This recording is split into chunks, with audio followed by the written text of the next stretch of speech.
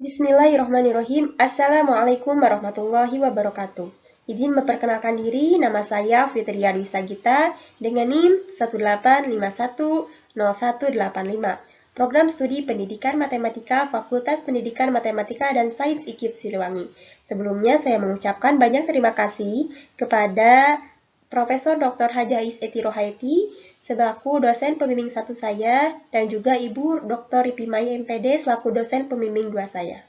Di sini saya akan memaparkan hasil penelitian skripsi saya yang berjudul Pengembangan Bahan Ajar dengan menggunakan model reciprocal teaching berbantuan audio visual pada pembelajaran materi segi 4 dan segi 3 terhadap kemampuan komunikasi matematik siswa SMP kelas 7. Dengan pokok bahasan sebagai berikut. Dimulai dengan latar belakang, tujuan penelitian, metode penelitian, hasil dan pembahasan, serta kesimpulan. Latar belakang. Dalam kegiatan pembelajaran melibatkan banyak komponen, salah satunya yaitu bahan ajar, di mana bahan ajar digunakan sebagai media transfer informasi atau ilmu dari guru kepada peserta didik. Bahan ajar dapat mempengaruhi keberhasilan proses belajar mengajar, sehingga bahan ajar perlu dikembangkan. Proses pembelajaran dikatakan efektif apabila siswa dapat mencapai kompetensi yang diharapkan dan dapat dilihat dari kemampuan siswa dalam menguasai suatu materi. Salah satu materi yang harus dipelajari di tingkat SMP yaitu segi 4 dan segi 3, yang dimana membahas jenis-jenis, keliling, dan luas. Materi tersebut sangat penting dikuasai oleh siswa, karena materi tersebut sangat berkaitan erat dengan kehidupan sehari-hari. Namun, fakta di lapangan menunjukkan bahwa materi segi 4 dan segi 3 termasuk ke dalam materi yang sulit. Selain itu, faktor penyebab rendahnya hasil belajar siswa itu salah satunya dipengaruhi oleh kualitas komunikasi matematik siswa. Kemampuan komunikasi matematik sangat diperlukan.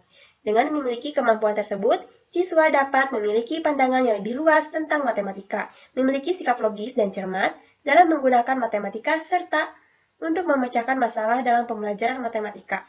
Namun kenyataan di lapangan menunjukkan bahwa kemampuan tersebut masih jauh dari apa yang diharapkan. Masih banyak peserta didik yang belum bisa menentukan apa yang diketahui dan apa yang ditanyakan dalam suatu soal matematika. Untuk mengatasi permasalahan tersebut, perlu adanya penggunaan model pembelajaran yang bisa mendorong siswa untuk aktif dalam mencapai kompetensi yang diharapkan. Salah satunya yaitu model reciprocal teaching, di mana model ini dapat mendorong siswa untuk terlibat aktif dalam pembelajaran, dengan mereka berlatih berdiskusi, berpartisipasi, dan bekerja sama untuk memecahkan suatu masalah.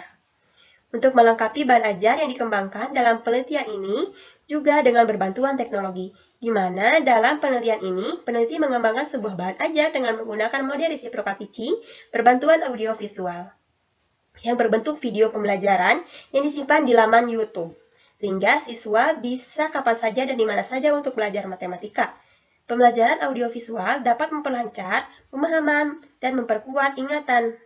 Media audiovisual juga dapat menumbuhkan motivasi siswa serta dapat memberikan hubungan antara isi materi pembelajaran dengan dunia nyata. Sehingga reciprocal teaching berbantuan audiovisual dapat membantu peserta didik memahami materi atau mempermudah proses pembelajaran. Tujuan penelitian. Tujuan penelitian yang pertama yaitu menelaah proses pengembangan bahan ajar dengan menggunakan model reciprocal teaching berbantuan audiovisual pada pembelajaran materi segi 4 dan segi 3. Yang kedua yaitu kelayakan bahan ajar dengan menggunakan model reciprocal teaching berbantuan audiovisual pada pembelajaran materi segi 4 dan segi 3. Yang ketiga yaitu efektivitas bahan ajar dengan menggunakan model reciprocal teaching berbantuan audiovisual pada pembelajaran materi segi 4 dan segi 3 dilihat dari kemampuan komunikasi matematik siswa kelas 7. Yang keempat yaitu mengetahui kendala-kendala yang ditemui pada saat pengembangan bahan ajar dengan menggunakan model reciprocal teaching berbantuan audiovisual pada pembelajaran materi segi 4 dan segi 3 pada siswa kelas 7. Yang selanjutnya yaitu metode penelitian. Penelitian yang dilakukan merupakan Research and Development atau R&D berdasarkan Design Board and Goal. Penelitian pengembangan merupakan suatu penelitian yang berdasarkan pada pembuatan suatu produk yang efektif, yang diawali dengan analisis kebutuhan, pengembangan produk, dan uji coba produk. Tahap-tahap pada penelitian R&D dengan model Board and Goal ada 10 tahap. Namun, tahap-tahap berikutnya disederhanakan sesuai dengan kebutuhan peneliti, mengingat keterbatasan waktu, situasi, dan kondisi. Tempat penelitian yaitu di SMP Negeri 3 Mande, Kabupaten Cianjur, Jawa Barat. Dengan subjek penelitiannya yaitu pada uji coba terbatas, 10 orang siswa kelas 7B. Uji coba luas, 30 orang siswa kelas 7C, dan 30 orang siswa kelas 7D. Dengan instrumen penelitian, yaitu wawancara, angket validasi ahli materi, angket validasi ahli media, angket validasi ahli praktisi, angket respon siswa, dan soal tes kemampuan komunikasi matematik. Hasil dan pembahasan dimulai dengan proses pengembangan bahan ajar. Yang pertama, melakukan studi pendahuluan, di mana studi pendahuluan ini untuk mengumpulkan informasi terkait kondisi di lapangan, yaitu dengan melakukan wawancara kepada guru mata pelajaran matematika di sekolah. Yang kedua yaitu perencanaan penelitian. Pada tahap ini, peneliti merencanakan materi apa yang akan diangkat dalam penelitian ini. Yang ketiga yaitu mengembangkan produk awal, yang berisi tentang pembuatan desain produk disesuaikan dengan materi yang telah dirancang. Proses selanjutnya yaitu melakukan validasi. Validasi diberikan untuk mengetahui kelayakan dari bahan ajar yang dikembangkan.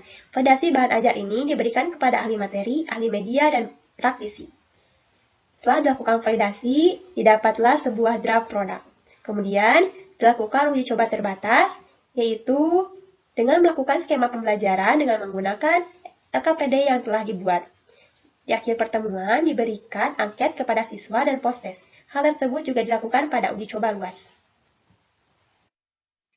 Kedua, kelayakan bahan ajar, di mana rekapitulasi penilaian yang diberikan oleh ahli dan praktisi memperoleh rata-rata persentase sebanyak 90,73% yang masuk ke dalam kategori sangat layak. Yang kedua, rekapitulasi penilaian yang diberikan oleh siswa saat uji coba terbatas dengan rata-rata persentase yang diperoleh yaitu 81,07%. Ini termasuk ke dalam kategori sangat praktis, serta saat uji coba luas memperoleh persentase rata-rata sebanyak 81,1%, termasuk ke dalam kategori sangat praktis. Ketiga yaitu efektivitas bahan ajar. Setelah melakukan skenario pembelajaran disesuaikan dengan langkah-langkah model pembelajaran reciprocal teaching, kemudian pada akhir pertemuan siswa diberikan soal post-test di mana rata-rata nilai yang diperoleh siswa sebanyak 71% pada saat uji coba terbatas, yang termasuk ke dalam kategori efektif. Dan hasil yang diperoleh siswa saat uji coba luas yaitu 81%, termasuk ke dalam kategori efektif.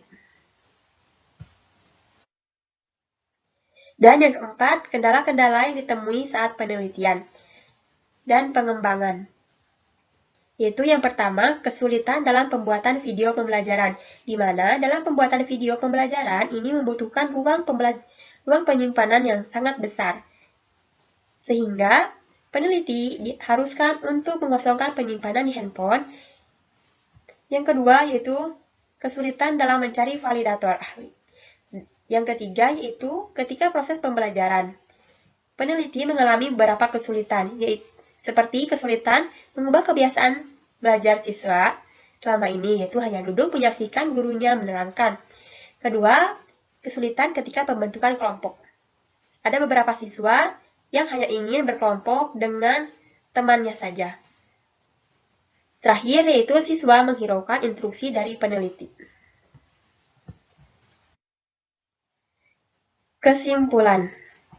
Yang pertama, proses pengembangan bahan ajar mengacu pada model board and goal yang disederhanakan. Yang kedua, kelayakan bahan ajar menurut ahli dan praktisi sangat layak digunakan. Yang ketiga, efektivitas bahan ajar terhadap kemampuan komunikasi matematik efektif. Yang keempat, kendala-kendala yang dialami saat proses pengembangan adalah yang pertama, sulit mencari validator, kesulitan dalam pembuatan video, dan kesulitan yang ditemui pada saat pembelajaran, yaitu sulit mengubah kebiasaan belajar selama ini, yaitu hanya duduk, menyaksikan gurunya menerangkan. Yang selanjutnya, kesulitan dalam pembentukan kelompok. Dan terakhir, siswa menghiraukan instruksi dari peneliti.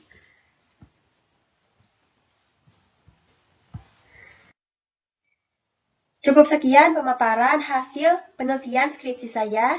Terima kasih. Wassalamualaikum warahmatullahi wabarakatuh.